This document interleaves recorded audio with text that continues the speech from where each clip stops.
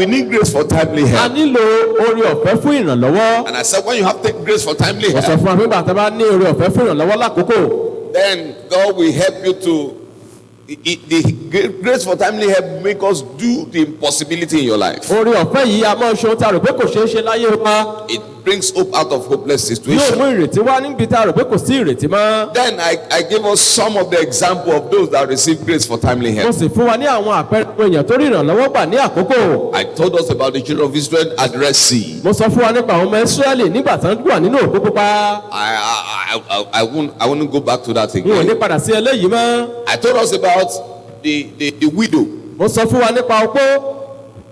the wife of the son of the prophet. Aya ìránṣẹ́ Ọlọ́run tí a pè ní wòlíì. And the creditors has come to take her and the children. Èyí To tí take the children to ẹni tó slavery. jẹ́ tí ọkọ rẹ̀ jẹ́ ní gbèsè tí wọ́n láti kó àwọn ọmọ rẹ̀ lọ ní ìgbèkùn. But she cried for help, Ṣùgbọ́n kígbe fún ìrànlọ́wọ́. and grace for timely help came Oore ọ̀fẹ́ fún ìrànlọ́wọ́ lákòókò ó sì bẹ̀ ẹ́ wò. and deliver her children from bondage. Ó sì gba àwọn ọmọ rẹ̀ kúrò nínú ìgbèkùn. Amen. Amen. For those that will say loud amen. Fún ìyàwó tí wọ́n ṣe àmì tó ní iná nínú. Any power that want to take you and your family into captivity, Agbára tó fẹ́ mú wọn àti ìdílé rẹ̀ lọ nínú ìgbèkùn. grace from timely help will deliver you from their hands in Jesus' name. Orúkọ Jésù. Hallelujah. Hallelujah. Today, Lónìí, let me show you another example fífi àpẹẹrẹ mìíràn hàn ọ́. of those that receive grace for timely help. Ẹyẹ àwọn tí ó gba ìrànlọ́wọ́ ní àkókò. In the book of Daniel, Nínú ìwé Dáníẹ́lì. chapter 3, verse 16 to 25. Ẹsẹ̀ ìkẹrìndínlógún sí ìkarùndínlógún. Then you will begin to look at the story of a particular set of people A wá máa wo ìtàn àwọn ènìyàn kan. that receive grace for timely help. Èyí tí ó gba ìrànlọ́wọ́ ní àkókò. If not for that timely help, Tí ò bá jẹ́ pé ìrànlọ́wọ́ tó dé ní àkókò yìí. the enemy will have finished their destiny. Ọ̀tá ìbá ti fi àyànmọ́ wọn ṣòfò. Book of Daniel, chapter 3, Ìwé Dáníẹ́lì orí ìkẹta from verse 16. ti ẹsẹ̀ ìkẹrìndínlógún. Shadrach, Meshach, and Abednego answered and said unto the king, O Nebuchadnezzar, we are not careful to answer thee in this matter. Nebukadnesari ọba sì ya 16. Sandraki, Meshaki àti Abednego dáhùn wọ́n sì wí fún ọba pé Nebukadnesari ọba kò tọ́ sí wa láti fi èsì kan fún ọ nítorí ọ̀ràn yìí. If it be so, our God whom we serve is able to deliver us from the burning fiery furnace, and will deliver us from thy hand, O king. Bí ó bá rí bẹ́ẹ̀ Ọlọ́run wa tí àwa ń sìn lè gbà wá lọ́wọ́ iná ìléru náà tí ń jó òun ó sì gbà wá lọ́wọ́ ọ̀pá. But if not, be it known unto thee, O king, that we will not serve thy gods, Ṣùgbọ́n- nor worship the golden image which thou hast set up. Ṣùgbọ́n bí bẹ́ẹ̀ kọ́ kí ó yé ọba pé àwa kì yóò sin òrìṣà rẹ bẹ́ẹ̀ ni àwa kì yóò sì tẹríba fún ère wúrà tí ìwọ gbé kalẹ̀. Then was Nebuchadnezzar full of fury, and the form of his visage was changed against Shadrach, Meshach, and Abednego. Therefore, he spake and commanded that they should heat the furnace 17 times more than it was. Nígbà Heated. nígbà náà ni Nebukadnesari kún fún ìbínú. Yes. Àwọ̀ ojú rẹ̀ sì yí padà sí Sandraki, Meshaki àti Abednego. Ó dáhùn ó sì pàṣẹ pé kí wọn kí ó dá iná ìléru náà kí ooru rẹ̀ gbóná ní ìwọ̀n ìgbà méje ju bí ó ti ń mú gbóná rí lọ. Hallelujah. Hallelujah. Amen. Amen.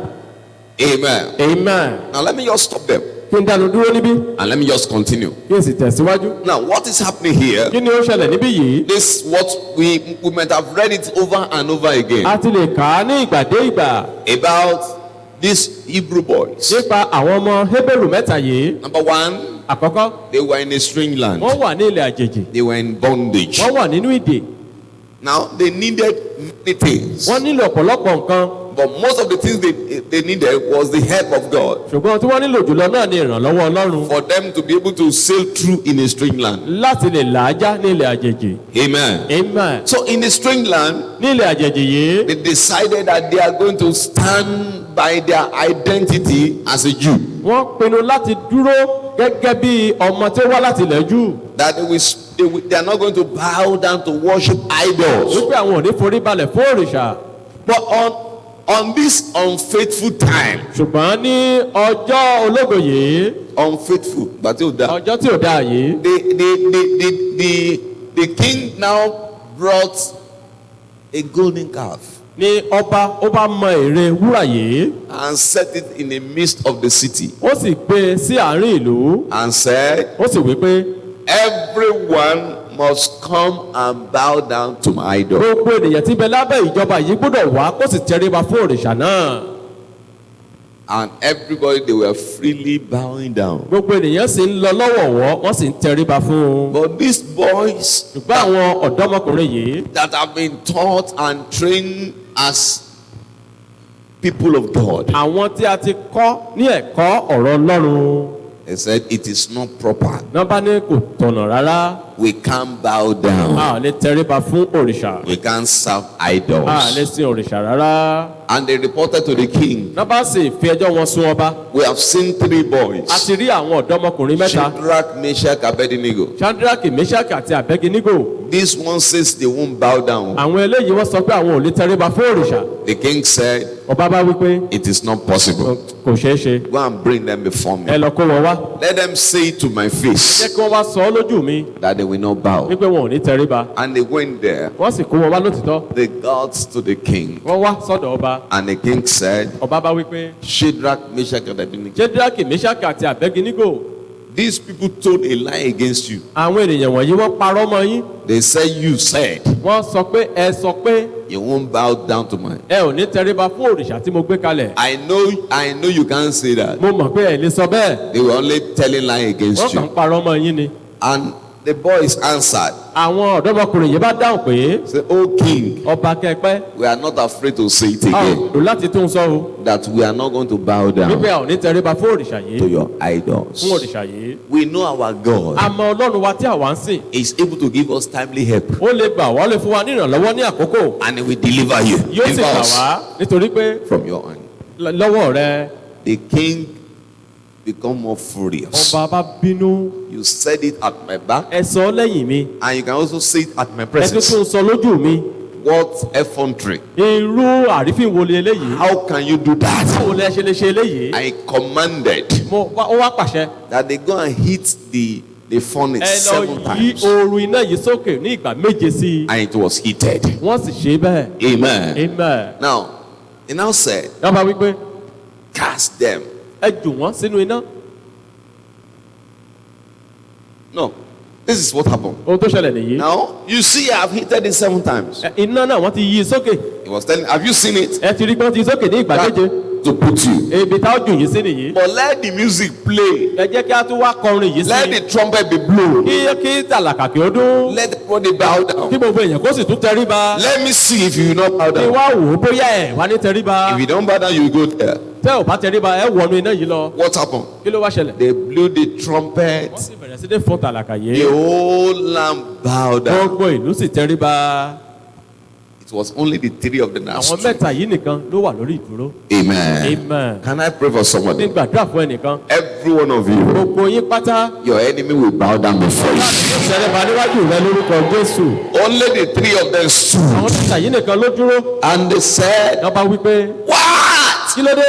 You didn't bow ẹ ò tẹríba. at the presence of all this. níwájú gbogbo àwọn èèyàn wọ̀nyí. Can I speak to Christian here? sọ̀rọ̀ sínú ayé onígbàgbọ́ níbí. Can I speak to you this morning? sọ̀rọ̀ sínú ayé yín láàárọ̀ yìí. God is speaking to you ọlọ́run bá yín sọ̀rọ̀. that you don't have to do it the way the world are doing o it. ní láti ṣe bí ayé ṣe máa ń ṣe You é. don't have to bow down to the pressure of the láti world. tẹríba fún ohun tí ṣe ti ayé. Don't join the world to do what they are wọ́n doing. darapọ̀ mọ́ ọ̀pọ̀ èèyàn láti ṣe ibi. Be different. o gbúdọ̀ yàtọ̀. You are a different o species. jẹ́ ẹni ọ̀tọ̀ pátá. You are a different o person. jẹ́ ẹni ọ̀tọ̀. Many of us today, ọ̀pọ̀ ní wa lónìí. a lot of things are bowing our destiny down. ọ̀pọ̀lọpọ̀ nǹkan ló ń tẹrí àyànmọ́ wa bá. Are you listening to me ẹ̀gbọ́n now? mi bí. Amen. amen. Shadrach, Meshach, and Abednego, Ṣédrákì, Méṣákì àti Àbẹ́gínígò. they were men like you. wọ́n jẹ́ ọkùnrin bíi They tiyín. were not wọn kì í angels. ṣe áńgẹ́lì. They were men like wọ́n us. jẹ́ ènìyàn bíi tiwa. They saw the fire. wọ́n rí iná ìléru. They saw the challenge. wọ́n rí ìpèníjà. But they said, ṣùgbọ́n wọ́n wí pé I won't bow a down. ò ní tẹríba. Even though if our God did not deliver, bí Ọlọ́run wa ò tiẹ̀ gbà wá. we choose to a die. ṣetán láti kú. Now, when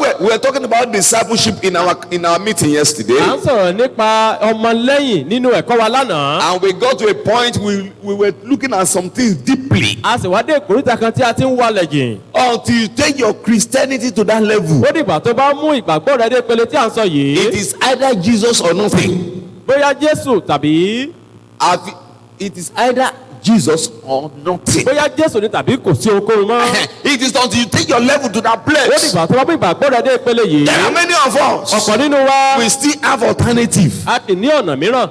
If I try Jesus, tí n bá gbìyànjú Jésù if it doesn't work, tí ò bá ṣiṣẹ́ I can still go to somewhere. mo lọ ibi mìíràn. You can't be a believer and you can't go to heaven. o ò lè jẹ́ onígbàgbọ́ bẹ́ẹ̀ o ò lè dọ́run. You can't get there. o ò lè dọ́run. Or to say, ó dìgbà tó bá wí pé if I perish, I tí n perish. bá parun mo parun. You see, those that says if I perish, I perish, they ended up not being perishing. àwọn tó máa ń sọ pé tí n bá kú mo kú fún Jésù irú wọn gan wọn kì í kú. Esther said it and she didn't perish. Ẹ́sítérì ó sọ bẹ́ẹ̀ ṣùgbọ́n kò sì kú. Shadrach, Meshach, Abednego, they were looking at Ṣédrákì, fire. Méṣákì àti Àbẹ́gínígò wọ́n wo iná bí eléyìí. They were looking at fire. wọ́n wo iná ìléru báyìí. And they said, wọ́n bá pé we won't lose our Christian identity. a ò ní pàdánù onígbàgbọ́ wa. Many of us. ọ̀pọ̀ nínú wa. That's why many believers are afraid to go to politics today. ọ̀pọ̀ ọmọ Ọlọ́run ló ń bẹ̀rù láti lọ nínú òṣèlú lónìí. Because many that have gone there, torí pé ọ̀pọ̀ tó ti lọ síbẹ̀ they went there, they joined them. wọ́n lọ síbẹ̀ wọ́n sì darapọ̀ mọ́ They wọn. bowed down to the wọ́n idols. tẹríba fún òrìṣà wọn. If you keep bowing down to the idols of this world, tó o bá ń tẹríba fún àwọn òrìṣà ayé yìí you can't make a change. o ò lè mú àyípadà wá. You can't change anything. o ò lè mú àyípadà kankan wá. Hallelujah. hallelujah. Today, lónìí when you see our politicians, dàbárí àwọn olóṣèlú wa when it's time to say change, nígbà tí àkókò dé wọ́n sọ pé ẹ yí padà. they will tell you, we will do this. a ó ṣe eléyìí fún But yín. do you know why they won't be able to do ìjà it? mẹ̀dí tí wọ́n fi ní lè ṣe é. Because they got there by bowing down to the God of this world. nítorí pé wọ́n débẹ̀ nípa títẹríba fún Ọlọ́run ti ayé yìí. Immediately they get there, ní kété tán láti débẹ̀ they will still do the agenda of God of this world. wọ́n á máa ṣe àgbékalẹ̀ ohun tí Ọlọ́run wọ́n fún wọn. Let me tell you, kéwé fún ọ. many of them had good ambition when they were going. ọ̀pọ̀ ọdún wọn ló ní èròǹgbà tó dára nígbà tán lọ síbẹ̀. But because they bowed down ṣùgbọ́n nítorí pé wọ́n tẹríba for them to get there, fún wọn kí wọ́n tó débẹ̀. you can't bow down to the devil o ò lè tẹríba fún èṣù and get to power. kó wá gba agbára. And you think you will run the agenda of God. ó wàá rò pé wàá mú ṣe ohun tó tọ́ sí It's not possible. ṣe é ṣe. Amen. amen. So if you are here, ó wà níbí. I am not against any Christian going into mi politics. ò lòdì sí onígbàgbọ́ kankan tó bá ń lọ nínú òṣèlú. But you must be discipled enough o gbúdọ̀ ti gbó walẹ̀ jì gẹ́gẹ́ bí ọmọ lẹ́yìn. so that you can stand like Shadrach, Meshach, and Abednego. àti Àbẹ́gínígò. That if others are doing this, tó sọ pé bí àwọn mìíràn bá ṣe eléyìí I will not do it. àwa ò ní ṣe é. It is better I don't get the post than to bow down to ó the dára kí n devil. má dé ipò náà tàbí kí n tẹríba fún èṣù. Getting to the post is not a do or die affair. dídé ipò kì í ṣe pé tí n bá ba ọpá bò pa òbò lẹ́sẹ̀. You must be able to trust your God to ó help gbúdọ̀ you. pàpọ̀ ní Ọlọ́run rẹ fún ìrànlọ́wọ́. And if it doesn't comfort, just know that God doesn't want it tí for o at bá that sì bọ́ time. sí gbà pé Ọlọ́run fẹ́ kò tí ì fẹ́ kó tàkókò ni. Am I speaking to somebody here this morning? bí Are you listening to me? ẹ̀ ń gbọ́ mi bí. A lot of things in the world ọ̀pọ̀ nǹkan ló ṣẹlẹ̀ nínú ayé. are making people to bow ó down. sì mú kí ọ̀pọ̀ ènìyàn kó tẹríba. Some people just to buy makeup is making them to bow down. ẹlòmíràn kó kàn ra pápá lòlò lásán ló mú kó tẹríba. And some people just to buy shoe. ẹlòmíràn láti ra bàtà sẹ́sẹ̀. That's what make her to bow down ohun tí yóò mú kó tẹríba gan nìyí to another person. fún ẹlòmíràn. Some of our young people today, ọ̀pọ̀ nínú àwọn ọ̀dọ́ wa lónìí they are already bowed down to the wọ́n ti idols tẹríba fún àwọn òrìṣà because they want to make money. nítorí pé wọ́n fẹ́ lówó. the end of it is destruction. òpin rẹ̀ ìparun ni.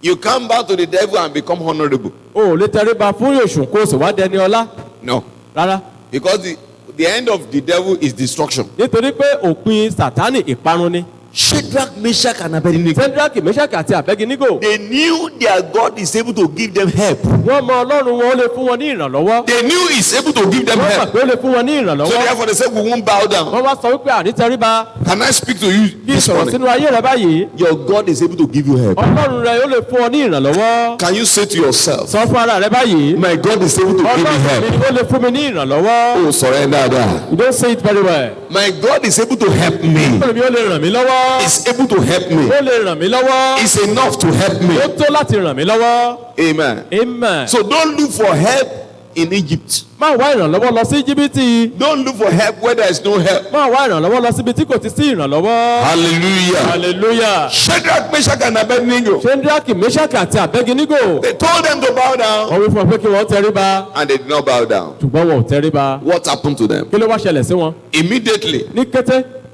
the king said, cast them into the ọba ní ẹ jù wọ́n sínú iná ìléru. and they bound them wọ́n sì dè wọ́n with chains pẹ̀lú ṣẹ́kẹ́ṣẹkẹ̀. and they cast them to the fire. wọ́n sì jù wọ́n sínú iná. I know people will have been mocking them. mo mọ̀ pé àwọn èèyàn yóò máa fi wọ́n ṣe yẹ̀yẹ́. Why is it that God did not prevent the enemy from throwing them to the fire? ọ̀ọ́bì ọlọ́run yóò wá ṣe gbà yín báyìí gbà tó jù yín sínú iná. I told you last week mo sọ fún yín lọ́sẹ̀ tó kọjá. that God told the children of Israel, ọlọ́run sọ fún àwọn ọmọ Ísírẹ́lì pé move to the Red Sea. ẹ tẹ̀síwájú nínú. You can't know my help until you get to the ẹ Red ní Sea. ìrànlọ́wọ́ mi àfìgbà tẹ́ ẹ bá dénú òkú pupa. The same thing to these Jews. òyìn kan náà sí àwọn Júù yìí. They were carrying them. wọ́n ń gbé wọn. God did not disturb their enemy. iná God did not ọlọ́run ò disturb tẹ̀ them. dí àwọn ọ̀tá wọn lọ́wọ́. The enemy carried them, ọ̀tá gbé wọn. pushing them to the fire. ó jù wọ́n sínú iná. God did not stop them. ọlọ́run ò dá wọn dúró. God want to show his help in the fire. ọlọ́run fẹ́ fi ìrànlọ́wọ́ rẹ̀ hàn nínú iná. And they cast them to náà bá the gbé fire. wọn sínú iná. Those that threw them, àwọn tó jù wọ́n sínú iná yìí. they died oru iná yìí ó pa wọ́n. just because of the heat of the fire. nítorí oru iná yìí nìkan. And they threw them náà bá there. jù wọ́n sínú iná. What happened? kí ló wá ṣẹlẹ̀ báyìí. After some time, nígbà ó ṣe 3 of them, àwọn mẹ́ta they became 4. náà bá di mẹ́rin. Hallelujah. hallelujah. They were bound, a dè wọ́n. but they were now loose. ṣùgbọ́n àti tú wọn sílẹ̀. By the help of God, nípa ìrànlọ́wọ́ olúwa. every chain that bound your destiny, tó di àyànmọ́ rẹ. the chain are loose in Jesus' dá name. lórúkọ Jésù. The chain are loose in Jesus' dá name. lórúkọ Jésù. Immediately, ní kété something happened. nǹkan kan ṣẹlẹ̀. Every one of them, gbogbo wọn they were watching. wọ́n bá wò wọ́n. What is happening to them? kí ló ń ṣẹlẹ̀ sí They wọn. want to see how they will be screaming. wọ́n fẹ́ wò wọ́n bí wọ́n ti máa kígbe. They want to see how they will say, help bí us. wọ́n ti máa sọ pé ẹ gbà wá. But suddenly, ṣùgbọ́n lójijì. God opened the eyes of the king. ọlọ́run bá la ọba lójú. And the king said, ọba bá wí pé. oh, Lisa, come here. àwọn ọmọ súnmọ́ ní lísà mi. Jomu, come here. ẹjọ́ mu ẹ máa bọ̀. We cast 3 people àwọn there. mẹ́ta la jù sínú iná yìí. How is it that they are now 4? báwo ni wọ́n ṣe di mẹ́rin. We bound them. a dè wọ́n. How is it that they are loose? báwo ni wọ́n ṣe tú wọn sílẹ̀. Oh, the number 4 person ẹni ìkẹrin. is like the son of the Most High. ìrísí rẹ̀ ó dàbí ọmọ ọlọ́run ọ̀gá ògo jùlọ. God opened his eyes. ọlọ́run là á lójú ẹ̀mí. In the midst of fire, láàrin iná. God came to help his ọlọ́run people. wá láti ran àwọn èèyàn rẹ̀ He lọ́wọ́. turned the fire to air condition. ó yí iná padà sí afẹ́ òtútù. Can I pray for somebody? náà fún ẹnìkan. In the name of Jesus, sọ Jésù. the fire of the enemy iná ọ̀tá. will come an air condition for in Jesus' name. òkúkú fún ọ lórúkọ Jésù. Ó ní nígbà tí wọ́n bá la iná kọjá. when you are passing through Ó the ní fire. ọ̀pọ̀ iná kì yóò jó ọ. fire will not burn you. Are you listening to me? Bọ́dù ní That is the word of ọ̀rọ̀ God. ọlọ́run Say, sí. I will be with you. ó wà pẹ̀lú. I will help you. ó ràn ọ́ lọ́wọ́. Fear not, ó ní má bẹ̀rù. because I am with you. nítorí pé mo wà pẹ̀lú rẹ. God stood by them. ọlọ́run ó dúró tì wọ́n. God was with them. ọlọ́run wà pẹ̀lú He wọn. helped them. ó ràn wọ́n lọ́wọ́. Jesus Christ came down Jésù sọ̀kalẹ̀ wá. in the midst of the fire láàrin iná. and helped them. ó sì ràn wọ́n lọ́wọ́. Suddenly, lójijì. they were now walking wọ́n wá bẹ̀ sí rìn. freely, wọ́n rìn. having fellowship wọ́n sì ń jọ́sìn. inside the nínú fire, iná. having fellowship wọ́n wá ń jọ́sìn. with the King of Kings, pẹ̀lú ọba àwọn ọba. because He has come to help them. torí pé ó wá láti ràn wọ́n lọ́wọ́. When you trust in God for help, nígbà tó bá gbàgbọ́ nínú ọlọ́run fún ìrànlọ́wọ́. He makes problem a stepping stone to your greatness. yóò wá lo ìṣòro ayé rẹ gẹ́gẹ́ bí àtẹ̀gùn sí ìgbésẹ̀. Are you listening to me now? bí What happened? kí ló ṣẹlẹ̀? Immediately, ní kété the king said, ọba bá wí pé ẹ please, jọ̀ọ́ Shadrach, Meshach, and Abednego, Ṣéńdákì Méṣákì àti Àbẹ́gínígò come out ẹ from the máa fire. bọ̀ ẹ jọ̀ọ́ ẹ máa bọ̀ Please come out. ẹ jáde wá Please come out. ẹ jáde wá. They were the one begging them. àwọn ló wá ń bẹ̀ wọ́n báyìí. When you receive the help of tó bá God, gba ìrànlọ́wọ́ Ọlọ́run when the grace timely lórí help ẹ̀fẹ́ ìrànlọ́wọ́ àkókò nígbà comes upon you, balẹ̀ ayé rẹ your enemy ọ̀tá rẹ begins to beg you. tó wàá máa bẹ̀ ọ́. I am praying for somebody gbàdúrà fún ẹnìkan in that place that you have gone before nínú ibi tí o ti lọ tẹ́lẹ̀ and you have been mocked. tí a ti pa ọ́ tì tí wọ́n ti gàn ọ́ From today, láti òní lọ by the grace of timely help, lórí ọ̀fẹ́ ìrànlọ́wọ́ lákòókò. you become the one that the enemy will begin to beg in Jesus' ní name. lórúkọ Jésù. Let me tell you something that happened again. sọ fún ọ tó tún ṣẹlẹ̀. Immediately they came ní out. kété tí wọ́n jáde wá What happened? kí ló wá ṣẹlẹ̀. They become a celebrity. wọ́n wá di ẹni tí à ń yẹ́ sí. Praise the Lord. hallelujah. And the king said, ọba bá wí pé all the land, gbogbo ìlú every one of you, gbogbo yín pátá nobody must serve kò idol. sẹ́ tó gbọ́dọ̀ sí òrìṣà You mọ́. must serve the God of gbọ́dọ̀ Shadrach, máa sin Ọlọ́run Ṣádraki Meshach, Méṣákì and Abednego. Àbẹ́gínígò. They said the God of Shadrach, Ọlọ́run Ṣádraki. the God of. Now something happened. ní nǹkan kan ṣẹlẹ̀. They become a celebrity wá di ẹni à ń yẹ́ sí. by the help of gba God. ìrànlọ́wọ́ For Olúwa. those that say a loud amen, nítorí iná by the help of God, lọ́wọ́ the Ọlọ́run. Lord will turn you to a star. Amen. The Lord will turn you to a star. Amen. The Lord will turn you to a star. Amen. The Lord will turn you to a star. Amen. In the name of Jesus. Amen. Amen. Amen. Grace for timely help came